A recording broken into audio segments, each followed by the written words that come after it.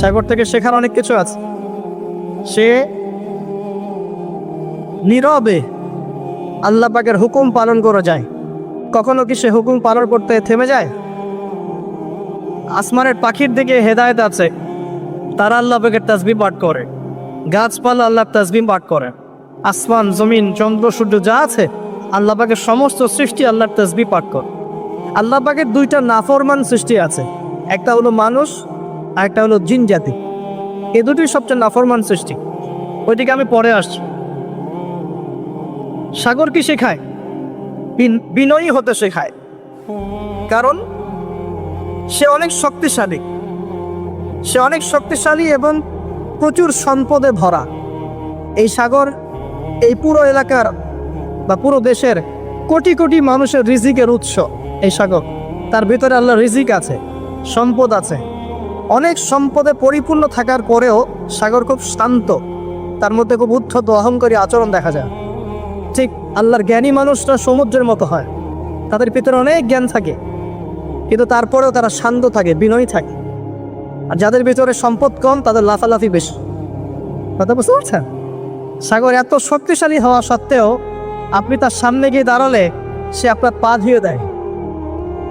আল্লাহ বিনয়ী মানুষ এমনই হয়, অনেক শক্তিশালী হওয়া সত্ত্বেও, সম্পদশালী হওয়া সত্ত্বেও তারা আপনার পা ধুয়ে দেয়।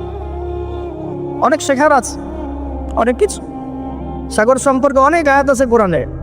যখন সাগরে নৌযান চলাচল করে তখন আল্লাহ পাক যদি ঝড় ঝাপটা দেন, প্রাকৃতিক কোনো বিপর্যয় দেন, তাহলে মানুষ মুখলেসভাবে আল্লাহকে ডাকা শুরু করে। যখন সে সেখান থেকে উদ্ধার পায়, আল্লাহ পাক উদ্ধার করে দেন, বিপদ থেকে বাঁচিয়ে দেন, আবার সে আল্লাহর সাথে শিরক করা শুরু করে। এই আয়াতগুলো সূরা ইউনূসের মধ্যে আছে। তো আমরা চেষ্টা করব সাগরের মতো সম্পদশালী হওয়ার জন্য। সম্পদশালী ভিতর থেকে, ভিতরে সম্পদ থাকবে, যেমন ভিতরে জ্ঞান থাকবে কিন্তু বাইরে বিনয়ী ভাব থাকবে। সাগরের মতো পা ধুয়ে দেওয়ার মানসিকতা থাকতে হবে।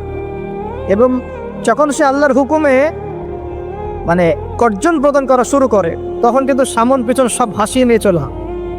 তাই নর্মালি শান্ত থাকতে হবে, যখন আল্লাহর হুকুম আসবে তখন ছাপিয়েও পড়তে হবে। কথা কি বুঝতে পারছেন? সমুদ্রের মতো অনেক কিছু শেখার আছে। এগুলো শিখতে হলে আগে দৃষ্টিভঙ্গি চেঞ্জ করতে হবে। সাধারণ মানুষের মতো সব দেখলে হবে না, আপনাকে খিদির আলাইহিস সালামের মতো দেখতে হবে। তার মতন মুসা আলাইহিস সালাম বলছেন যে নৌকা ফুটা করলেন কেন? সূরা কাহফ কেউ পড়েছেন? সূরা কাহফ পড়েছেন তো? নবী মুসা আলাইহিস সালাম বলছেন নৌকা ফুটা করলেন কেন? তিনি বলছেন নৌকা ফুটা না করলে জলদস্যু নিয়ে চলে যেত।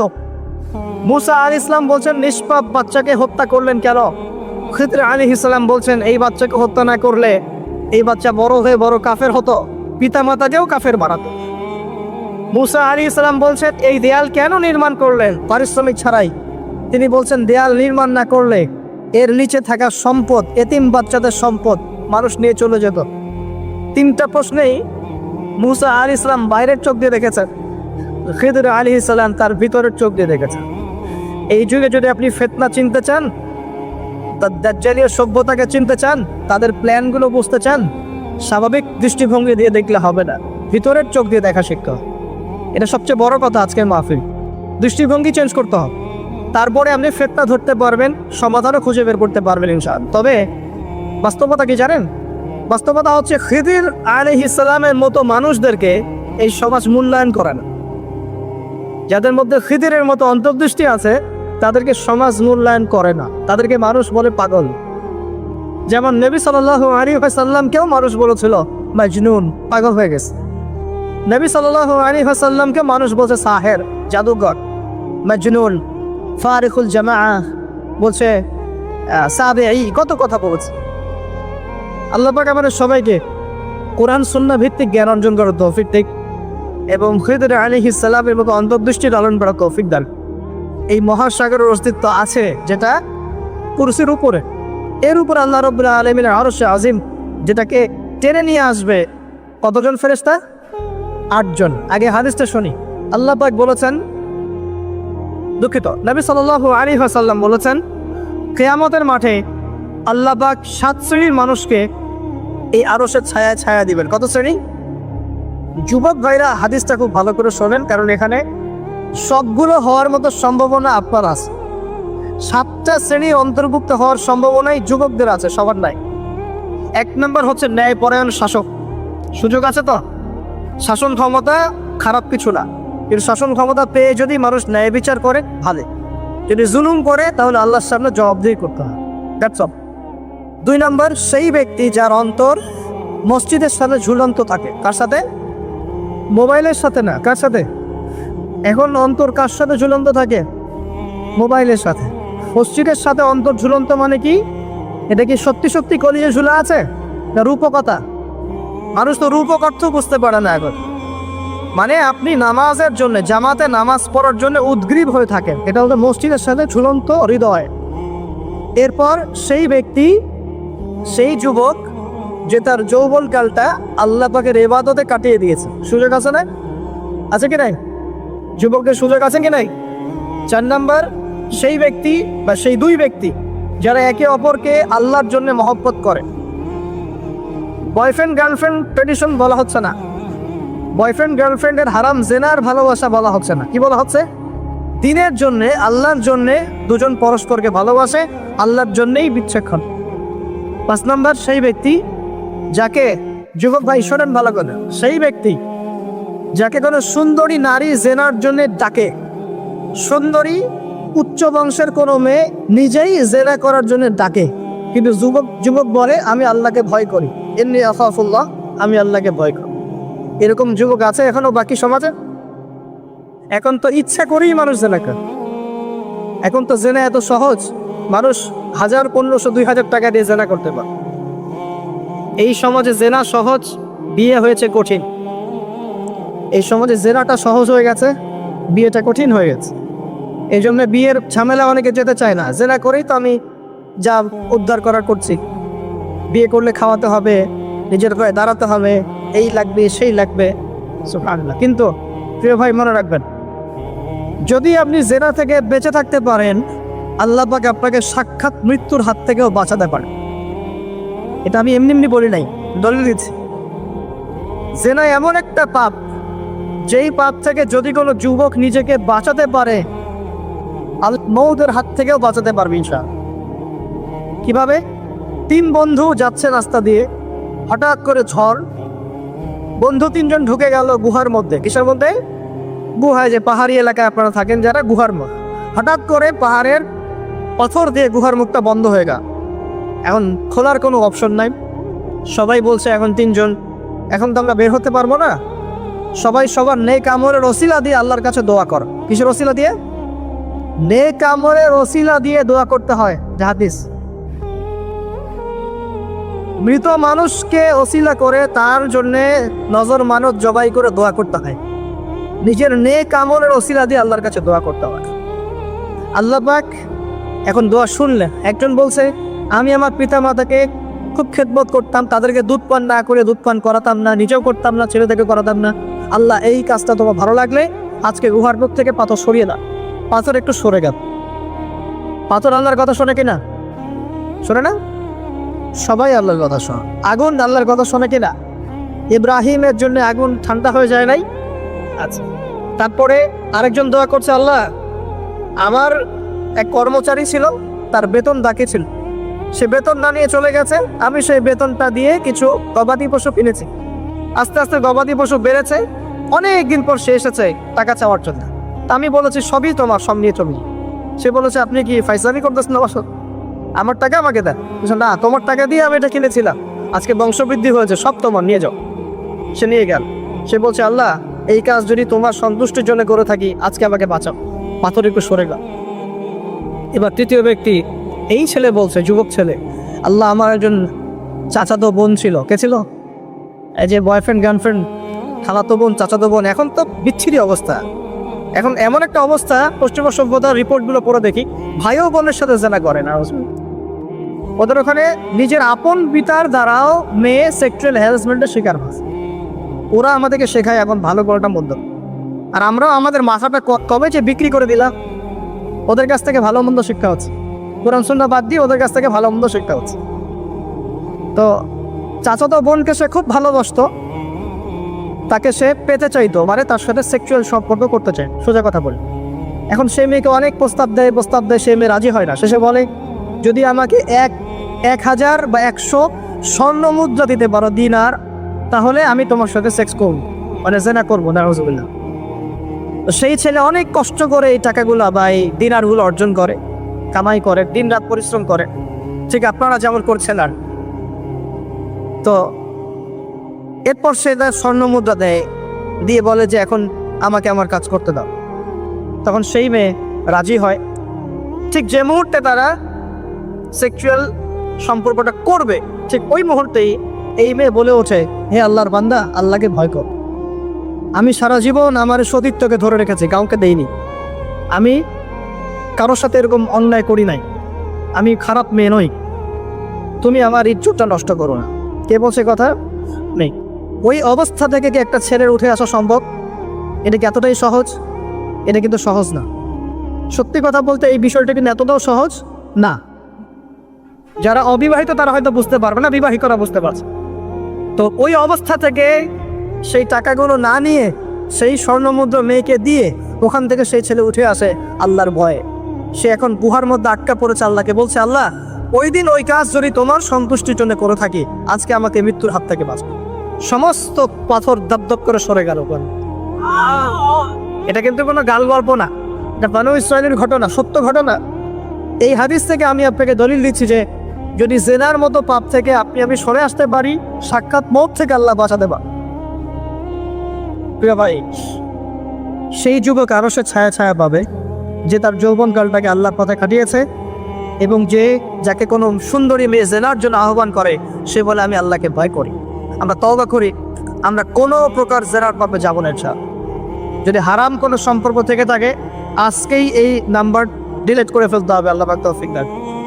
ডিলিট করার আগে আমার ফোন করে বলেন না যে আজকে থেকে আর কথা বলবেন, তাহলে এই কথা আর কোনোদিন শেষ হবে না।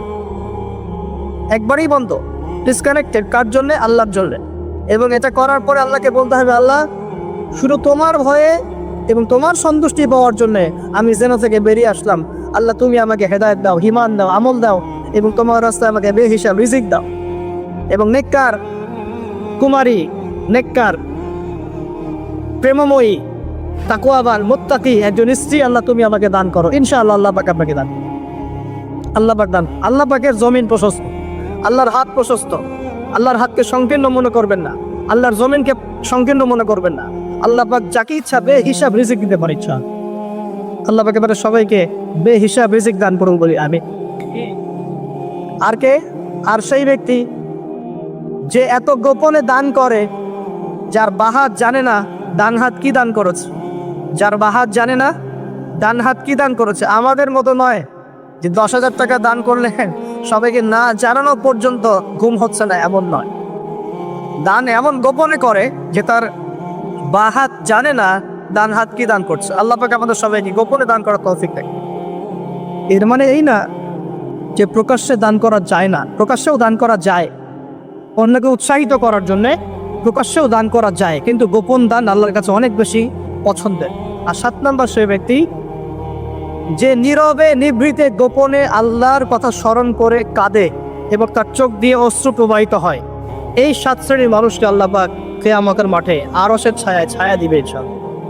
আমরা কি পেতে চাই? আল্লাহ পাক এই আরশ সবার আগে সৃষ্টি করেছেন। তারপর কি সৃষ্টি করেছেন? কলম। কি? কলম। কলম সৃষ্টি করে আল্লাহ পাক বলেছেন উক্তুব, লিখো। কলম বলছে মাযা আকতুব, আমি কি লিখবো? আল্লাহ বলছেন কিয়ামত পর্যন্ত যা হবে সব লিখো। লাউহে মাহফুজে কলম লেখা শুরু করেছে, কিয়ামত পর্যন্ত যা হবে সব লেখা হয়ে গেছে। অতএব রিজিক নিয়ে আপনার টেনশন করার কোনো দরকার নয়। যা লেখা হয়েছে পাবেন ইনশাআল্লাহ। যদি হালাল পথে চান হালাল পথে পাবেন, হারাম পথে চাইলে হারাম পথে পাবেন। আপনি যা তাকদিরে আছে এর বাইরে আপনি কিছু পাবেন, যতই চেষ্টা করেন। আল্লাহ পাক আমাদের সবাইকে তাকদির নিয়ে সন্তুষ্ট থাকার তৌফিক দান করুন। এরপর আল্লাহ পাক এই মহাবিশ্ব সৃষ্টি করেছেন 7 আকাশ, 7টা মহাবিশ্ব। কয়টা? 7টা, মাত্র 6 দিনে। কয় দিনে? 6 দিনে। ফি সিত্তাতি আইয়াম, 6 দিনে।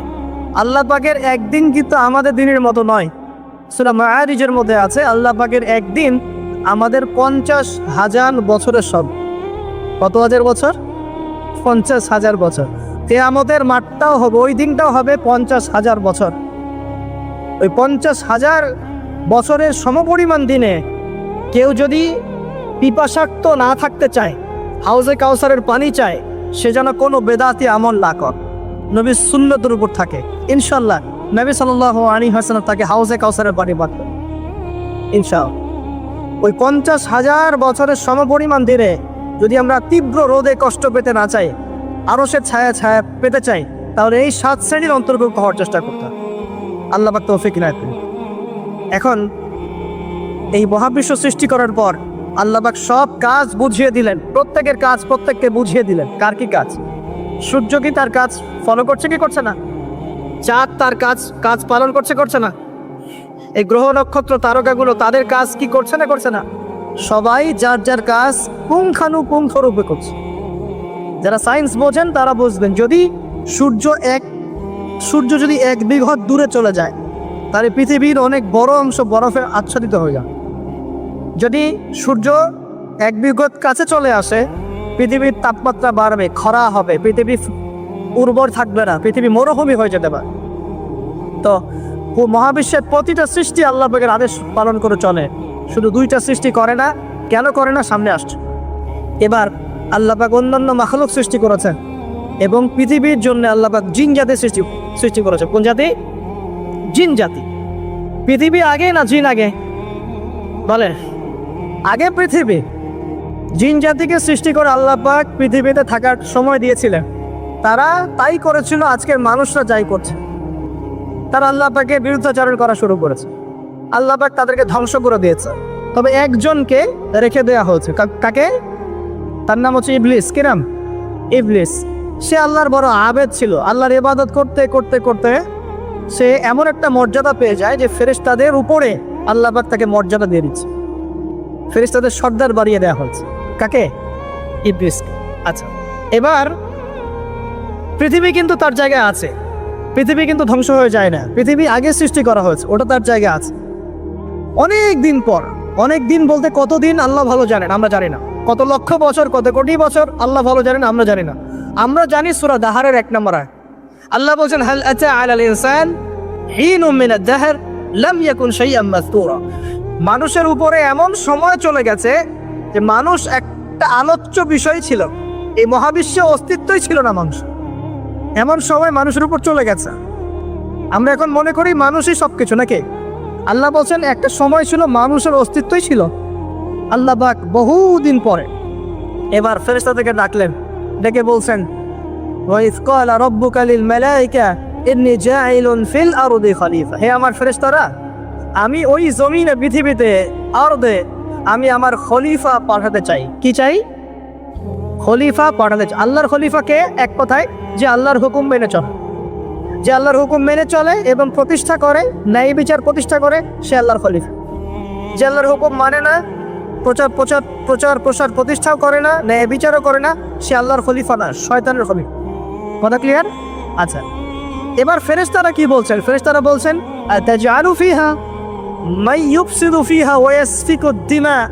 আপনি কি এমন কাউকে সৃষ্টি করতে যাচ্ছেন যে পৃথিবীতে গিয়ে ফিতনা ফাসাদ করবে আর রক্তপাত ঘটাবে? কয়টা কাজ করবে? 2টা। ফিতনা ফাসাদ করবে, রক্তপাত ঘটাবে। আজকে সারা দুনিয়ায় মানুষ ফিতনা করছে কিনা? পরিবেশ বিপর্যয় করছে, পলিটিক্সে ফিতনা, ইকোনমিক্সে ফিতনা, সমাজে ফিতনা, কালচারে ফিতনা, এখন এডুকেশনেও ফিতনা, সবখানেই ফিতনা। তো এইটাই ফেরেশতারা বলেছিলেন যে মানুষ ফিতনা সৃষ্টি করবে আর কি করবে? রক্তপাত ঘটাবে। সারা বিশ্বে রক্তপাত ঘটাচ্ছে কিনা মানুষ? ঘটাচ্ছে না? এই তো প্রথম বিশ্বযুদ্ধে কত মানুষ মারা গেছে? 3 থেকে 4 কোটি। 3 থেকে 4 কোটি। নবী সাল্লাল্লাহু আলাইহি ওয়াসাল্লাম এবং সাহাবীরা যত যুদ্ধ করেছেন ইসলামের জন্য, সবগুলো যুদ্ধের পরিসংখ্যান মিলালে 10,000 মানুষও মারা যায় না, 10,000ও না। আর তোমাদের শুধু প্রথম বিশ্বযুদ্ধেই 3 থেকে 4 কোটি মানুষ মারা গেছে। সেকেন্ড ওয়ার্ল্ড ওয়ারে মারা গেছে 7 থেকে 8 কোটি মানুষ। ভিয়েতনাম যুদ্ধে এরকম প্রায় 4 থেকে 5 লক্ষ, আরও বেশি হতে পারে। চায়নায়, রাশিয়ায়, আপনার ইতালিতে যে বড় বড় রেভলিউশনগুলো হয়েছে, দেখবেন লক্ষ লক্ষ মানুষ মারা গেছে, লক্ষ লক্ষ। এই যে শুরু হয়েছে ইউক্রেন রাশিয়া, এই যুদ্ধ এত তাড়াতাড়ি থামবে না, এই যুদ্ধ এত দ্রুত বন্ধ হবে না। এটা কন্টিনিউয়াসলি চলতে থাকবে। ওদের প্ল্যান ছিল সিরিয়াকে নিয়ে, সিরিয়াকে কেন্দ্র করে তার একটা মালহামা চেয়েছিল, গ্রেট ওয়ার, বিশ্বযুদ্ধ। ওটা হয়নি, আলহামদুলিল্লাহ হয় না, আলহামদুলিল্লাহ হয়নি। এখন নতুন পরিকল্পনা হচ্ছে এই যে ইউক্রেন রাশিয়া ইস্যু নিয়ে সারা ওয়ার্ল্ডে একটা ফেতনা সৃষ্টি করে। অলরেডি তারা ফেতনা সৃষ্টি করেই ফেলেছে। গ্যাসের দাম বেড়ে গেছে, তেলের দাম বেড়ে গেছে, এক্সপোর্ট ইম্পোর্ট করাস করছে, অনেক সমস্যা হচ্ছে। এবং এটাকে জিয়ে রাখা হচ্ছে অস্ত্র দিয়ে, প্রযুক্তি দিয়ে, হ্যাঁ, ট্যাঙ্ক দিয়ে, সমরাস্ত্র দিয়ে ওরা জিয়ে রাখছে যুদ্ধটাকে, যে চলুক, কন্টিনিউয়াসলি চলতে থাক। কারণ তাদের উদ্দেশ্য হচ্ছে পুরো বিশ্বে একটা ম্যাসাকার যুদ্ধ লাগানো। এটা আস্তে আস্তে আপনারা বুঝতে পারেন, আমাকে কিছুই বলতে হবে না, আস্তে আস্তে আপনারা এমনি বুঝতে না। সারা বিশ্বে একটা গ্রেট ওয়ার হতে পারে, যেটাকে মিলিটারি অ্যাফেয়ার্স যারা বুঝেন তারা বলেন যে নিউক্লিয়ার ওয়ার বা পারমাণবিক যুদ্ধের কথা। এটা কিন্তু আমাদের দরজায় দাঁড়িয়ে আছে। আমরা দোয়া করি এমনটা না হোক, কিন্তু হতে পারে। আমরা দোয়া করি এমনটা না হোক, কিন্তু হতে পারে। হলে কি হবে সেই চিন্তা আমাদের করতে হবে। তো যারা বলে ইসলাম তরবারির জোরে ছড়িয়েছে, তাদের এইসব কথা বলার কোনো অধিকার নাই, এদের লজ্জা করা উচিত। কারণ শুধু ফার্স্ট ওয়ার্ল্ড ওয়ারেই 3 থেকে 4 কোটি মানুষকে তারা মেরে ফেলছে। আমরা কি তরবারের জোরে ইসলাম প্রচার করেছি, নাকি আদর্শের জোরে হয়েছে? আদর্শ দেখে, মুসলিমদের চরিত্র দেখে, তাদের চারিত্রিক মাধুর্য দেখে, কোরআন সুন্নাহর প্রামাণ্যতা দেখে লক্ষ লক্ষ মানুষ ইসলাম কবুল করেছে, আলহামদুলিল্লাহ। এখনো করছে, আলহামদুলিল্লাহ। এখন যে সারা বিশ্বে মানুষ মুসলিম হচ্ছে, কোন জায়গায় মুসলিমরা গলার জোরে, তরবারের জোরে ইসলাম প্রচার করছে দেখান দেখি। এখন কি বিশ্বে মানুষ মুসলিম হচ্ছে না? হচ্ছে কিনা? পশ্চিমা সভ্যতার মানুষরা মুসলিম হচ্ছে না? এখন কি আমরা যুদ্ধ করছি? তরবারি দিয়ে ওদেরকে ধরে রেখেছি, এই ইসলাম কবুল করেন, এটা বলেছে? প্রিয় ভাইরা, এটা বলতে চাচ্ছিলাম, ফেরেশতারা বলেছেন রক্তপাত ঘটাবে আর ফাসাদ সৃষ্টি করবে। তারা কি সঠিক না ভুল? ফেরেশতারা সঠিক না ভুল? সঠিক। তারা কি গায়েব জানতেন? উত্তর না। তারা কিসের আলোকে বলেছেন? ওই যে বাসিরা, দূরদর্শী না। জিন জাতি যা করেছে এরা তো তাই করতে পারে। আল্লাহ পাক কি বলছেন? আল্লাহ পাক বলছেন ইন্নী আ'লামু মা লা তা'লামুন, আমি যা জানি তোমরা তা জানো না। মানে আমার অনেক শুকরগুজার বান্দা থাকবে যারা আমার আনুগত্য করবে, আমার বিরুদ্ধে চারণ করবে। আমরা ওই বান্দাদের অন্তর্ভুক্ত হতে চাই, আল্লাহ পাক কবুল করুক করিয়া। এটা বলে রাখি যে জান্নাতের 120টা কাতার হবে। কয় কাতার? 120 কাতার। এর মধ্যে 80টা কাতার হবে উম্মতে মুহাম্মাদের মধ্য থেকে। এবার আল্লাহ পাক আদম আলাইহিস সালামকে সৃষ্টি করলেন নিজ হাতে। সূরা সাদের মধ্যে আল্লাহ পাক বলেছেন খালাকতু বিয়াদাই, আমি নিজ হাতে ওকে সৃষ্টি করেছি। আল্লাহর হাত কেমন সেটা ব্যাখ্যা করার দরকার নাই, এগুলো নিয়ে চিন্তা করতে যাবেন।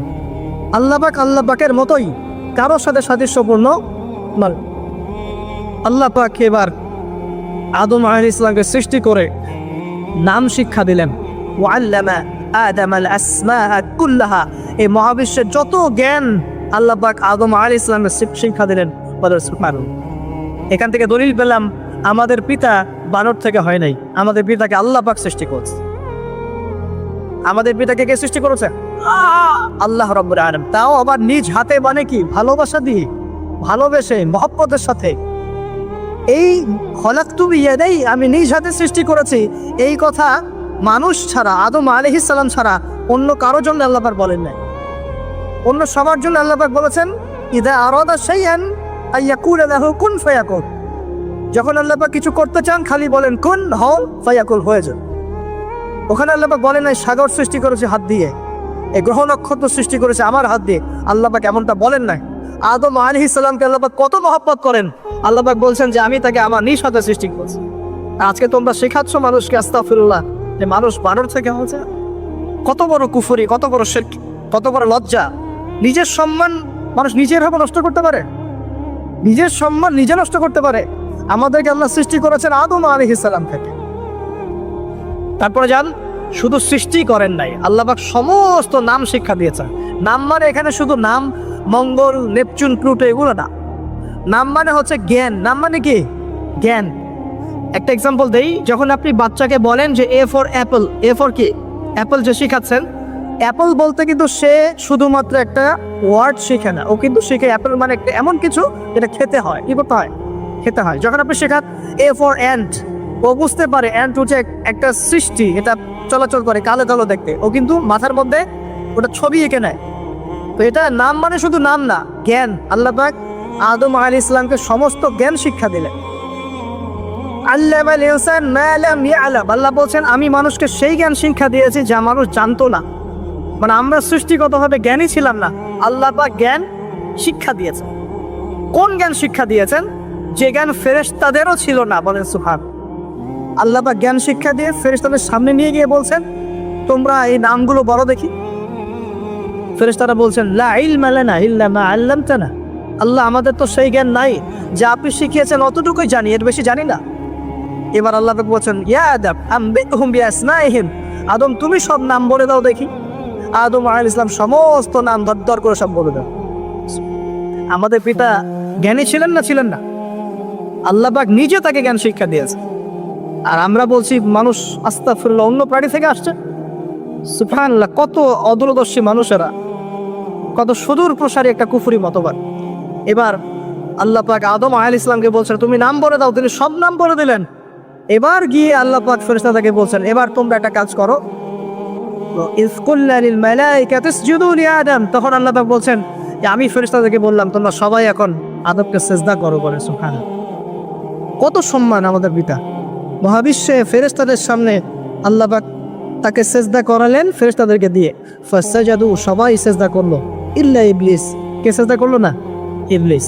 এখানে একটা বিষয় মনে রাখেন, আমাদের পিতাকে কিসের কারণে সম্মানিত করা হয়েছে? শারীরিক গঠন, চেহারার সৌন্দর্য, টাকা পয়সা, রিজিক, কোনটার কারণে? এইটাই মনে রাখবে। মুসলিম উম্মাহ যদি আজকে সারা বিশ্বের নেতৃত্ব দিতে চায়, সবাইকে জ্ঞানী হতে হবে, জ্ঞানের বিপ্লব ঘটাতে হবে। বলেন সুবহান, বলেন আমিন। এই জ্ঞানের বিপ্লব ঘটাতে পারলে ইনশাল্লাহ মুসলিম উম্মাহ আবার সেই জায়গায় যাবে যেখান থেকে আমরা এসেছি। জ্ঞান ছাড়া আমরা কিচ্ছু করতে পারবো না।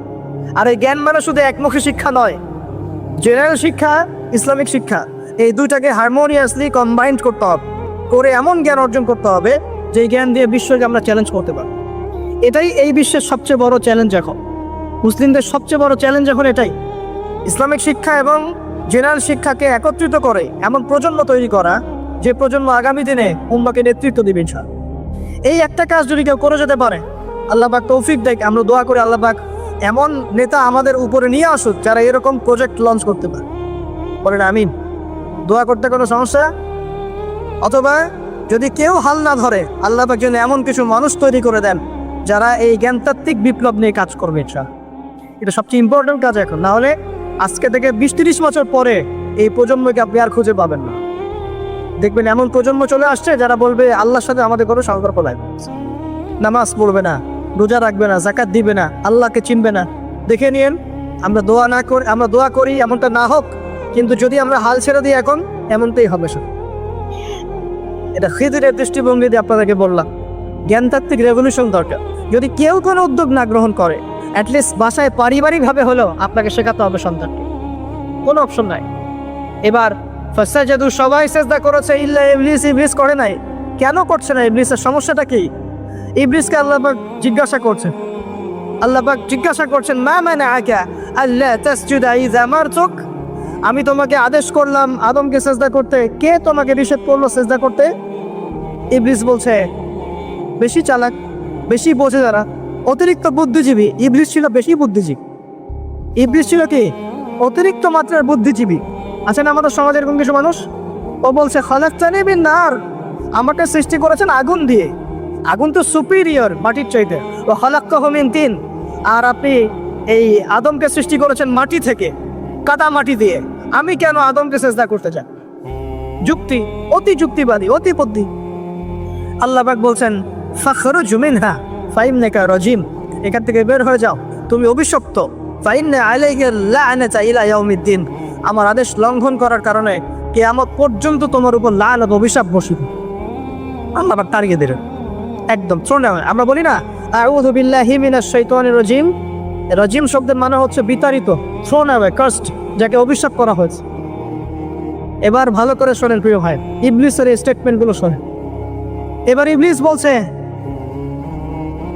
রব্বি আনজিরনি ইলা ইয়াউমি ইউবআসুন, এই স্টেটমেন্টটা ভালো করে শোনেন। ইবলিস বলছে রব্বি, হে আমার রব। ইবলিস বলছে রব্বি, হে আমার রব। ইবলিস বলছে রব্বি, হে আমার রব, আমাকে অবকাশ দিন। আনজিরনি, আমাকে অবকাশ দিন। ইলা ইয়াউমি ইউবআসুন, কিয়ামত দিবস পর্যন্ত। ইবলিস আল্লাহকে বিশ্বাস করে কি করে না? ইবলিস আস্তে আস্তে বলেন, ইবলিস বলছে রব্বি। রব্বি মানে কি? হে আমার রব। রব্বি মানে রব না, রব্বি মানে আমার রব। রব্বুন মানে রব, রব্বুহু তার রব, রব্বুহুম তাদের রব, রব্বুকা মানে তোমার রব, রব্বুকুম মানে তোমাদের রব, রব্বি মানে কি? আমার রব, রব্বুনা আমাদের রব। এটা গ্রামার, বুঝতে পারছেন? ইবলিস বলছে রব্বি মানে কি? হে আমার রব, আনজিরনি আমাকে অবকাশ দিন, ইলা ইয়াউমি ইউবআসুন কিয়ামত দিবস পর্যন্ত। ইবলিস আস্তিক না নাস্তিক? তাহলে এখন বলেন তো, আমরা যারা দুনিয়াতে আল্লাহকে অস্বীকার করছি তারা ইবলিসের চেয়ে বড় না ছোট? দলিল দিলাম তো, নাকি এমনি এমনি বললাম? আচ্ছা, আল্লাহ পাক বলছেন যাও, ফাইন্নাকা মিনাল মুনজারিন, তোমাকে অবকাশ দেয়া হলো, কারণ কিয়ামত পর্যন্ত সময় আল্লাহর কাছে খুব বেশি কিছু না। এক দিনেরও কম, অল্প সময়, একটা সকাল একটা সন্ধ্যার মতো। ঠিক আছে, দিলাম, যা। এবার ইবলিস চ্যালেঞ্জ করছে। এই চ্যালেঞ্জটা আমাদের সবাইকে মনে রাখতে হবে, সারা জীবন ইবলিসের এই স্টেটমেন্টটা মনে রাখতে হবে। সেটা কি? ইবলিস বলছে ফাবিমা আগওয়াইতানি, সূরা আরাফ করে দেখবেন। ইবলিস বলছে ফাবিমা আগওয়াইতানি, আপনি যে আদমের কারণে আমাকে আজকে বের করে দিলেন জান্নাত থেকে, লা কুউদান্না লাহুম সিরাতাকাল মুস্তাকিম, আমি সেই আদমের সরল পথে ওত পেতে বসে থাকবে, চুপটি খাপটি মেরে বসে থাকবে, খাপটি মেরে ওর জন্য বসে থাকবে। আর সুম্মা লাতিয়ান্না মিন বাইনি আইদিহিম, আমি অবশ্যই তার সামন থেকে আসবো। সুম্মা লাতিয়ান্নাহুম মিন বাইনি আইদিহিম, আমি আদম সন্তানদের সামন থেকে আসবো, সামন থেকে মানে সরাসরি ওয়াসওয়াসা দিব। ওয়া মিন খালফিহিম, পেছন থেকে আসবো মানে পিছন থেকে ওয়াসওয়াসা দিব। ওয়া আন আইমানিহিম, ডান দিক থেকে ওয়াসওয়াসা দিব। ওয়া আন শামাইলিহিম, বাম দিক থেকে আসবো। ওয়া লা তাজিদু আকসারাহুম শাকিরিন, আপনি বেশিরভাগ আদম সন্তানকে শুকরগুজার পাবেন না। ইবলিস ঠিক বলেছে না ভুল বলেছে? বেশিরভাগ মানুষ নামাজ পড়ে না, বেশিরভাগ মানুষ সুদ খায় কি খায় না, বেশিরভাগ মেয়ে এখন বেপরদায় চলে কি চলে না, বেশিরভাগ মানুষ এখন অন্যায় করে কি করে না, বেশিরভাগ মানুষই আল্লাহ থেকে দূরে চলে। ইবলিস কিন্তু ঠিকই বলেছে, ঠিক বলে নাই?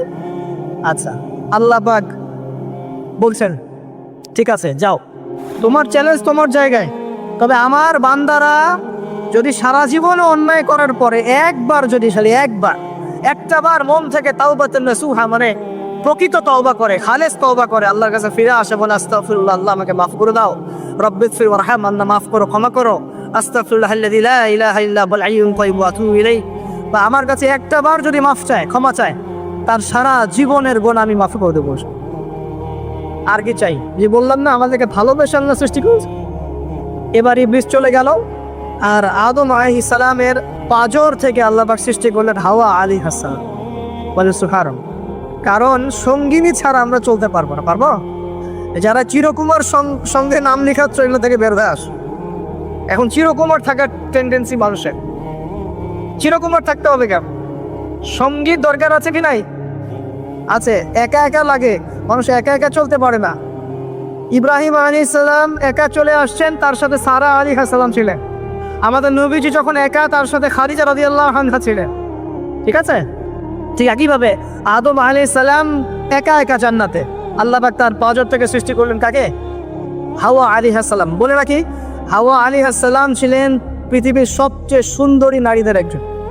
দুজন নারীকে সবচেয়ে সুন্দরী বলা হয়। কয়জন? একজন হাওয়া আলাইহিস সালাম, আর একজন ইব্রাহিম আলাইহিস সালামের স্ত্রী সারা আলাইহিস। মনে থাকবে? এখানে মনে রাখবেন, নিজে যদি পবিত্র থাকেন, নিজের চরিত্রকে পবিত্র রাখেন, ইনশাআল্লাহ আপনি সব দিক থেকে ভালো একজন মেয়ে পাবেন।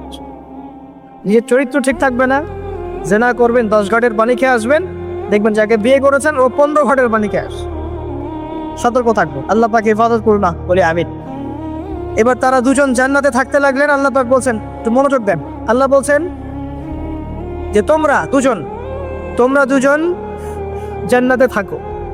ফাকুলা মিনহা রাগাদান হাইসু শি'তুমা, জান্নাতে যা ইচ্ছা তোমরা খাও, কোনো সমস্যা নেই, থাকো, খাও। ওয়ালা তাকরাবা হাদিহিশ শাজারা, কিন্তু একটা আদেশ করছি তোমাদেরকে, এই যে গাছটা দেখছো, এই গাছের কাছেও যাবে না। শব্দগুলো বোঝার চেষ্টা করো। আল্লাহ পাক বলছেন না যে গাছের ফল খাবে না, আল্লাহ পাক বলছেন গাছের কাছেও যাবে না। ঠিক যেমন আল্লাহ বলছেন ওয়ালা তাকরাবু আমওয়ালাল ইয়াতীম, এতিমের মালের কাছেও যাবে না। আল্লাহ বলছেন এতিমের মাল খেও না। আল্লাহ বলছেন ওয়ালা তাকরাবু জিনা, জেনার কাছেও যেও না। আল্লাহ কিন্তু বলছেন না জেনা করো না। ঠিক একই ভাষায় আল্লাহ পাক বলছেন ওয়ালা তাকরাবা হাযিহি শাজারা, তোমরা দুজন এই গাছের কাছেও যাবে। That's all. আর কোনো সমস্যা নেই, জান্নাতে থাক। এবার তারা জান্নাতে থাকতে লাগলেন। থাকতে থাকতে এক পর্যায়ে ইবলিস ওয়াসওয়াসা দেওয়া শুরু করলো। কি ওয়াসওয়াসা দিল যে আমাদের পিতা মাতা সেখানে চলে গেলেন? ভাবার বিষয় তো নাকি? কি এমন বললো ইবলিস যেটা আমাদের পিতা মাতা রিসিভড হয়ে গেলেন? এই কথাটা আছে সূরা তাহা। কোন সূরা? তাহা পড়ে দেখবেন। আল্লাহ পাক বলছেন ইবলিস আমাদের পিতাকে বোঝাচ্ছি, বলছে ইয়া আদম, হে আদম, হাল আদুল্লুকা, আমি কি তোমাকে জানিয়ে দিব, খবর দিব, আলা শাজারাতিল খুলদি ওয়া মুলকিন লা ইয়াবলা, এমন একটা গাছের কথা কি জানিয়ে দিব যেই গাছের কাছে গেলে বা তার ফল খেলে তুমি দুটো জিনিস পাবে, চিরস্থায়িত্ব পাবে, কোনোদিন মরবে না, আর বিশাল ক্ষমতার মালিক হবে। অন্য আয়াতে আসছে যে তোমরা ফেরেশতা হয়ে যাবে। এই দুটো কথা। তাহলে কি প্রলোভন দিল? চিরস্থায়িত্বের প্রলোভন এবং কি অমরত্বের প্রলোভন, অমরত্ব এবং ক্ষমতা। একটু মনোযোগ দেন। এই দুনিয়াতে যারা আল্লাহর পথ থেকে বিচ্যুত হয়ে গেছে বেশিরভাগ এই দুটো ক্ষমতার ফাঁদে, না হলে দুনিয়ার এই যে মোহ, অমরত্ব, দুনিয়ার জীবন নিয়ে পড়ে থাকা, এই দুনিয়ার প্রেমেই মানুষ নিজের পথ হারিয়ে ফেলেছে। এই দুটোই হয়েছে। এক পর্যায়ে পিতা মাতা চলে গেলে ফল খেয়ে ফেললেন, যদিও বা ফল খাওয়ার কথাটা কোরআনে নাই। কোরআনে আছে তারা গাছের কাছে চলে গেল। কি হলো গাছের কাছে যাওয়ার পরে? ফালাম্মা যাকাশ শাজারা, আল্লাহ পাক বলছেন যখন তারা গাছের কাছে চলে গেলেন, ভাই লক্ষ্য করেন, যখন তারা গাছের কাছে চলে গেলেন প্রথম যে ঘটনা ঘটলো, বাদাত লাহুমা সাওহাতুহুমা, তাদের যে কাপড় ছিল জান্নাতের কাপড়, গায়ে কাপড়টা ধাপাস করে খুলে। এখানে যদি আপনার কাপড়টা খুলে যায় কেমন লাগবে? বা কেউ যদি জোর করে কাপড় আপনার খুলে ফেলে কেমন লাগবে? কেউ যদি 10 জন জোর করে ধরে আপনার কাপড় খুলে দেয় কেমন লাগবে? আপনি নিজের জীবনের চাইতে বেশি কাপড়টা ধরে রাখার দিকে মনোযোগী হবেন না? আমাদের পিতা মাতাকে শয়তান জান্নাতে ফেরেশতাদের সামনে লগ্ন করে দেবে, কাপড় খুলে পড়ে যান। তার মানে জান্নাতে আমাদের পিতা মাতাকে লগ্ন করেছে কে? ইবলিস। তাহলে দুনিয়াতে যারা এখন আমাদের গা থেকে কাপড় খুলতে চায়, বেপর্দায় চলতে চায়, পর্দাকে কুপ্রথা বলে, কুসংস্কার বলে, যারা বলে যে অশ্লীলতার বিপ্লব ঘটুক, পোশাকের কোনো বাধ্যতা নিয়ম না থাকুক, সবাই স্বাধীন, যারা নগ্নতা অশ্লীলতার প্রচার চায়, যারা মুসলিমদের গা থেকে কাপড় খুলতে চায়, এরা তাহলে কার হয়ে কাজ করছে? যেই কাজ শয়তান করেছে জান্নাতে ওই কাজই তারা করছে এখন জমিন। কথা কি প্রমাণ করতে পারলাম? প্রথম দুর্ঘটনা কোনটা? প্রথম দুর্ঘটনা এটা নয় যে তারা আল্লাহর হুকুম আহকাম ত্যাগ করেছেন, আল্লাহকে অস্বীকার করেছেন, কুফরি করেছেন, শিরিক করেছেন, এগুলো হয়নি। প্রথমে সর্বপ্রথম দুর্ঘটনা হয়েছে গা থেকে কাপড় খুলে পড়ে গেছে, তাও জান্নাতে সবার সামনে। এবার আমাদের পিতামাতা কি অবস্থা চিন্তা করে? লজ্জাস্থান প্রকাশিত হয়ে গেছে। এবার তারা জান্নাতের গাছের পাতা ছিঁড়ে গা এই লজ্জাস্থান ঢাকা শুরু করলেন। এটা সূরা আরাফের মধ্যে আছে। এবার আল্লাহ পাক তাদেরকে বললেন আলাম আকুল লাকুমা, আমি কি তোমাদের দুজনকে বলি নাই? ইন্নাশ শাইতানা লাকুমা আদুউম মুবিন, শয়তান তোমাদের স্পষ্ট শত্রু, আমি কি তোমাদেরকে বলি নাই? এবার আমাদের পিতা মাতা দরদর করে চোখের পানি ফেলে দিয়ে আল্লাহকে বলছেন রব্বানা যালামনা আনফুসানা ওয়া ইল্লাম তাগফির লানা ওয়া তারহামনা লানাকুনান্না মিনাল খাসিরিন। এই দোয়া করার পর আল্লাহ পাক তাদেরকে মাফ করে দিলেন, বলে সুবহান। কিন্তু জান্নাতে আর থাকা হলো না, জান্নাতে আর থাকা হলো না। আমরা অনেকে মনে করি এই ঘটনার কারণে হয়তো আল্লাহ পাক তাদেরকে নামিয়ে দিয়েছেন। এই কথাও ঠিক না। কেন ঠিক না? কারণ আল্লাহ পাক দুনিয়া সৃষ্টি করেছেন আগে, আর আল্লাহ আগেই মানুষ সৃষ্টি করার আগেই আল্লাহ পাক বলেছেন দুনিয়াতে আমার খলিফা পাঠাবো। তার মানে দুনিয়াতে যে আদম আলাইহিস সালামকে পাঠানো হবে এটা আগে থেকেই লেখা ছিল, এটা পরীক্ষা। এবার নামিয়ে দিচ্ছেন আল্লাহ পাক, কুল নাহবিতু মিনহা জামিআ, তোমরা সবাই এখন নেমে যাও। কে নেমে যাও? আদম, হাওয়া, ইবলিস সব নেমে যাও। কোথায় নেমে যাও? দুনিয়াতে নেমে। ফাইম্মা ইয়াতিয়ান্নাকুম মিন্নি হুদান, দুনিয়াতে তোমাদের কাছে আমার পক্ষ থেকে হেদায়েত আসবে। কি আসবে? হেদায়েত মানে আল্লাহর কিতাব এবং নবী রাসূল আসবে। ফামান তাবিআ হুদায়া, যারা আমার হেদায়েতকে মেনে চলবে, ফালা খাউফুন আলাইহিম ওয়ালা হুম ইয়াহজানুন, তাদের কোনো টেনশন নাই, কোনো ভয় নেই। যে জান্নাত থেকে এসেছো ওখানেই ফিরে আসবে ইনশাআল্লাহ। কিন্তু ওয়াল্লাযীনা কাফারু ওয়া কাযযাবু বিআয়াতিনা, যারা আমার আয়াতকে মিথ্যা প্রতিপন্ন করবে, অস্বীকার করবে, ফাউলাইকা আসহাবুন নার, এরা হবে জাহান্নামের অধিবাসী। হুম ফিহা খালিদুন, তারা সেখানে ওই শয়তানের সাথে চিরস্থায়ী। এই দর্শনটা কি সহজ না কঠিন? দুনিয়াতে যাচ্ছ যাও, এই দুনিয়ার জীবন চিরস্থায়ী নয়, নির্দিষ্ট টাইম দেওয়া হয়েছে। এখানে বাচ্চা আউলিলাহীন, এখানে নির্দিষ্ট সময়ের জন্য তোমাদেরকে রিজিক দেওয়া হবে, আবাসস্থল দেওয়া হবে, স্ত্রী সন্তান বাড়ি গাড়ি সব দেওয়া হবে, তবে এটা চিরস্থায়ী নয়। এখানে হেদায়েত আসবে, কোরআন সুন্নাহ আসবে, আল্লাহর ওহী আসবে, নবী রাসূল আসবেন। তোমরা যদি এই ওহী মেনে চলো, নবী রাসূলের আনুগত্য করো, আবার সেই জান্নাতে ফিরে আসবে ইনশাআল্লাহ, কোনো টেনশন নাই, কোনো ভয় নেই। কিন্তু যদি এই দুনিয়ার সংক্ষিপ্ত জীবনে শয়তানের তাবেদারি করা শুরু করো, তাহলে শয়তানের সাথেই পরকালে জাহান্নামে থাকতে হবে, জান্নাতে যাওয়া হবে। এই হলো পরীক্ষা। এবার আমরা দুনিয়াতে নেমে আসলাম, তার মানে আমরা এই দুনিয়ার বাসিন্দা ছিলাম না জান্নাত থেকে আসছি? দুইটা বিষয় একদম স্পষ্ট। আমাদের পিতা হচ্ছেন আদম আলাইহিস সালাম, যিনি বানর ছিলেন না মানুষ ছিলেন, এক। আর দুই নাম্বার, আমরা এই দুনিয়াতে বিবর্তনবাদের মধ্য দিয়ে আসি নাই, সরাসরি জান্নাত থেকে আসছি। আল্লাহ পাক আদম আলাইহিস সালামকে জান্নাত থেকে দুনিয়াতে পাঠিয়েছে, জান্নাত থেকে সরাসরি দুনিয়াতে পাঠিয়েছে। বরং কোরআন এর উল্টা কথা বলেছে। কি কথা? কোরআন সূরা বাকারায় বলছে একটা জাতি ছিল, তার নাম বনু ইসরাঈল। কি নাম? এই বনু ইসরাঈলের মধ্যে একটা দলকে আল্লাহ পাক বলেছিলেন শনিবারের দিনে মাছ ধরবে না। কি বলেছেন? শনিবারে সাগর আছে আপনাদের, মনে করেন শনিবারে মাছ ধরবেন।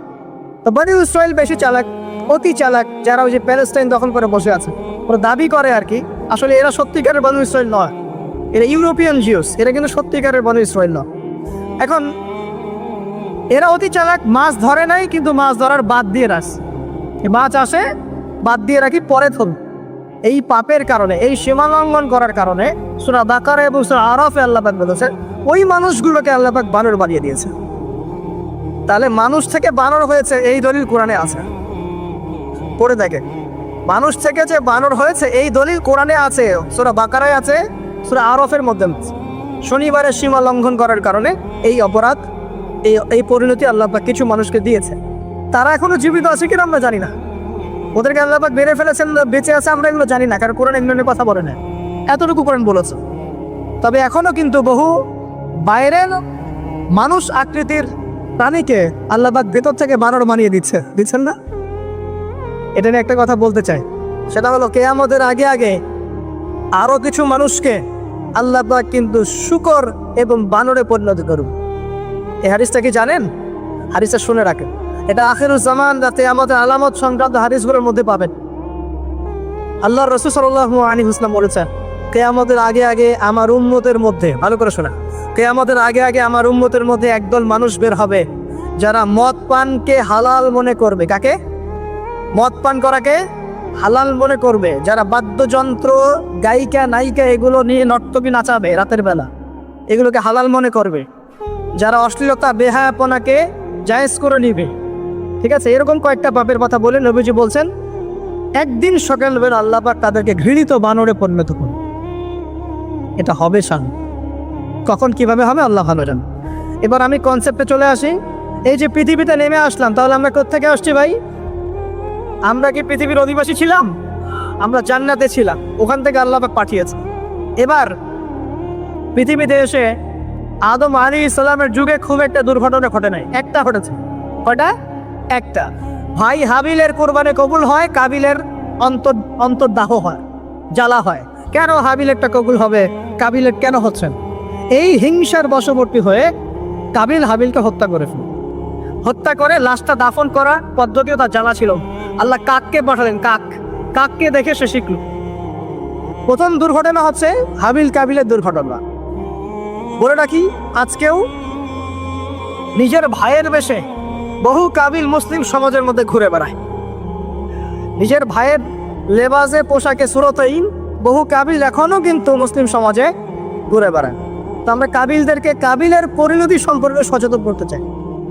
হাবিল বলেছিল তুমি যদি আমাকে মারতে আসো, আমি তোমাকে মারার জন্য হাত বাড়াবো না। হাবিল জান্নাতে যাবে আর কাবিল জাহান্নামে যাবে। কেন কাবিল জাহান্নামে যাবে? নবীজি বলেছেন পৃথিবীর প্রথম হত্যাকাণ্ড সংগঠিত করেছে কাবিল।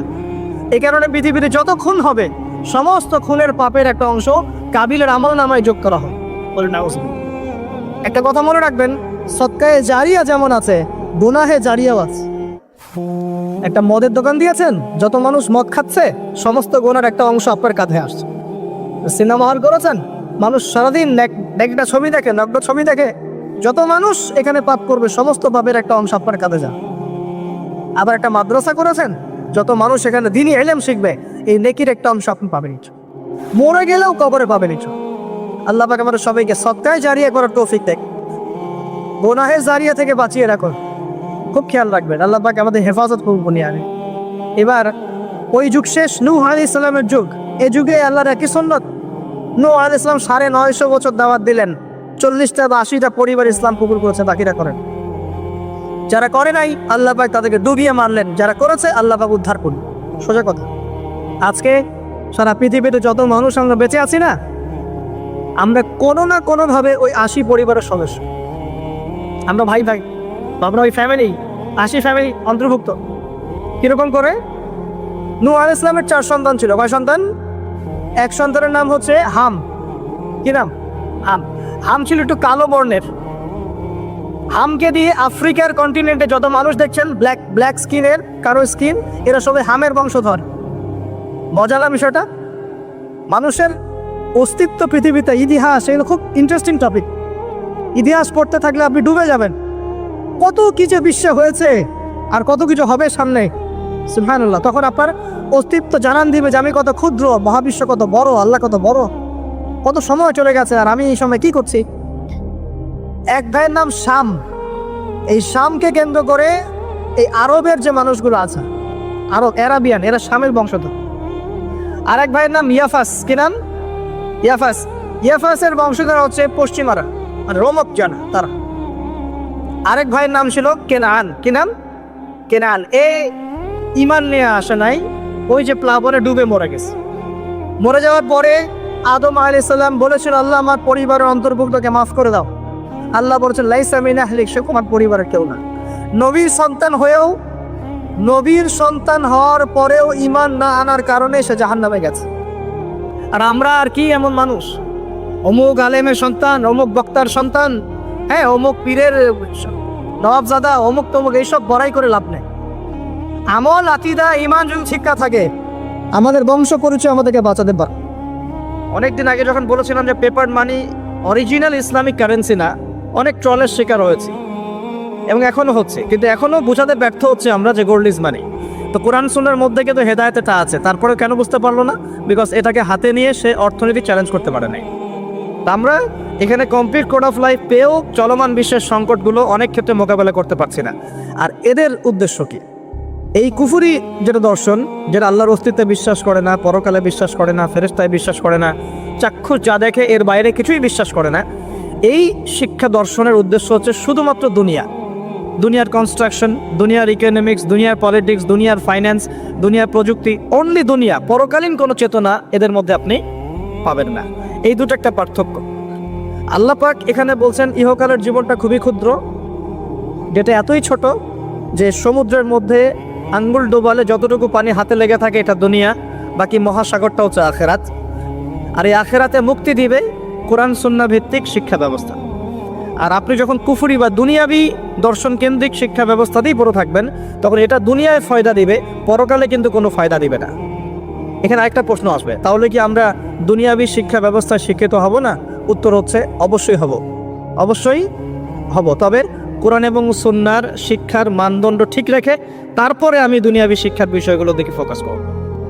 ইসলামের প্রারম্ভিক যুগে, সোনালী যুগে এই বিশ্বকে মুসলিমরা যা দিয়েছে, গণিতের কথা বলেন, জ্যোতির্বিজ্ঞানের কথা বলেন, মেডিকেল সায়েন্সের কথা বলেন, হ্যাঁ বায়োলজির কথা বলেন, ফিলোসফির কথা বলেন, ইকোনমিক্সের কথা বলেন, বা এই যে আমরা বলি ভূগোলের কথা বলেন, অঙ্কশাস্ত্র বলেন, অ্যালগোরিদম বলেন, প্রতিটা সেই ডিপার্টমেন্ট যার উপর ভিত্তি করে এখনকার সভ্যতা দাঁড়িয়ে আছে, এগুলো মুসলিমদের হাতে এই পৃথিবী দেখেছে, অমুসলিমদের হাতে দেখে নাই।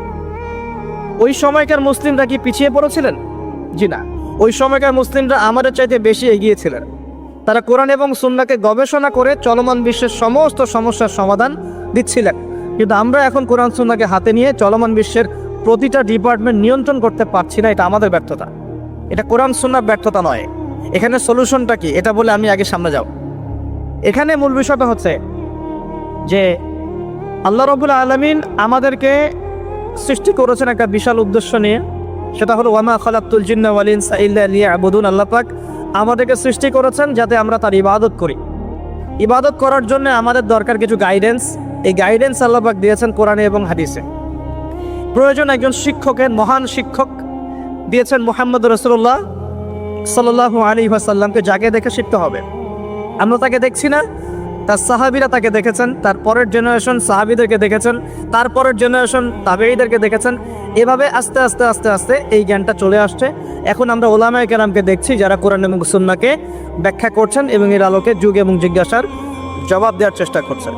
এখন আমার সামনে কোরআন সুন্নাহ কিন্তু স্পষ্ট আছে, এবং কোরআন এবং সুন্নাহে শুধুমাত্র এককেন্দ্রিক সমাধান দেয়া নাই, মানুষের জীবনের প্রতিটা ডিপার্টমেন্টের সমস্যার সমাধান এখানে দেয়া আছে। এখন আমরা যদি কোরআন এবং সুন্নাহকে পরিপূর্ণরূপে গ্রহণ করি এবং সমকালীন উপকারী জ্ঞানগুলো অর্জন করি, তাহলে ইনশাআল্লাহ কোরআন এবং সুন্নাহকে হাতে নিয়ে আমরা বিশ্বটাকে চ্যালেঞ্জ করতে পারবো। আমি কি বোঝাতে পারছি? আমাদের সমস্যার সমাধানটা এভাবে হওয়া পসিবল। এখন সমস্যাটা কোথায়? সে করেই আমরা কুফুরি একটা মন্ত্র তন্ত্র চর্চা করছি, যে আমরা যা দেখি না তাকে বিশ্বাস করি না। এটাই সমস্যা। এ কারণে কেন ডারউইনের মতবাদের কেন প্রয়োজন হবে? যখন মানুষ জানবে যে তাকে সৃষ্টি করেছেন মহান আল্লাহ রাব্বুল আলামিন, এর উপর সে বিশ্বাসী হবে, তখন কি তার এরকম কোনো মন্ত্রের দরকার আছে? আর যখন একটা জায়গার, একটা এলাকার, একটা দেশের, একটা সমাজের বেশিরভাগ মানুষ আল্লাহ বিশ্বাসী, তখন জোর করে কেন আমি একটা মতবাদ চাপিয়ে বাচ্চাদেরকে পড়াশোনা করাবো? উদ্দেশ্যটা কি? উদ্দেশ্য হচ্ছে একটা সুদূর প্রসারী উদ্দেশ্য, যে আমরা চাচ্ছি আগামী 20 বছর 30 বছরের মধ্যে যেন এমন একটা প্রজন্ম গড়ে ওঠে যারা আল্লাহ থেকে অনেক দূরে চলে যান। এটা উদ্দেশ্য। না হলে আমি কেন এই মতবাদ কচি বাচ্চাদেরকে শেখাতে যাব? কেন শেখাতে যাব? যে মতবাদটা কোরআন সুন্নাহ বিরোধী, একই সাথে বর্তমান আধুনিক বিজ্ঞানও বিরোধী। মেডিকেল সায়েন্সের কোনো ক্লাসিক্যাল বইয়ের মধ্যে, চ্যালেঞ্জ করলাম, মেডিকেল সায়েন্সের কোনো ক্লাসিক্যাল বইয়ের মধ্যে এই মতবাদকে স্বীকৃতি দেওয়া হয় নাই। কোনো মতবাদ, এই মতবাদটাকে না, কোনো ক্লাসিক্যাল বইয়ের মধ্যে আপনি এই মতবাদটাকে পাবেন না যেটাকে স্বীকৃতি দেওয়া হয়েছে। এটা তার একটা থট। বিজ্ঞানে কি হয়, কিছু থটস থাকে, অনুসিদ্ধান্ত, এগুলো গবেষণা করা হয়, আজকে একটা ফলাফল দেওয়া হয়, কালকে আরেকটা ফলাফল দেওয়া হয়। যখন সর্বসম্মতিক্রমে একটা জায়গায় মানুষ আসে, তখন সেটাকে ফিক্স করা হয়। এই মতবাদের সর্বসম্মতিক্রমে কেউ কখনো সাইন করে নাই। তাহলে কেন জোর করে আমি বাচ্চাকে শেখাতে যাব যে তোমাদের দাদা বড়দাদারা বানর ছিল? কেন শেখাতে চান? উদ্দেশ্যটা কি? আমি চাচ্ছি একটা প্রজন্ম গড়ে উঠুক, যে প্রজন্ম আস্তে আস্তে আস্তে আস্তে আল্লাহ থেকে দূরে সরে যাবে, ওদের ব্রেনটা ওয়াশ করা থাকবে এবং ওদের ভিতরে আপনি আর ইসলাম ইনস্টল করতে পারবেন না। অলরেডি বিগত 30 বছর থেকে আমরা একটা প্রজন্ম দেখেছি, যেটা এখন বাংলাদেশে বিরাজ করছে, যারা বড় বড় ডিগ্রি নিয়ে এসে কোরআনকে চ্যালেঞ্জ করছে, বড় বড় ডিগ্রি সার্টিফিকেট নিয়ে এসে কোরআনকে চ্যালেঞ্জ করছে, হাদিসকে চ্যালেঞ্জ করছে। কেন চোরের হাত কাটতে হবে প্রশ্ন করছে, কেন পর্দার বিধান ও প্রশ্ন করছে, কেন ইসলামে ব্যভিচার করলে রজম করতে হয়, কেন জেনা করলে শাস্তি দিতে হবে, ঠিক আছে, কেন ইসলামে বহুবিবাহ জায়েজ, কেন আয়েশা রাদিয়াল্লাহু আনহার ওই বয়সে নবীর সাথে বিয়ে হলো, অনেক চ্যালেঞ্জ সে উপস্থাপন করছে কিনা।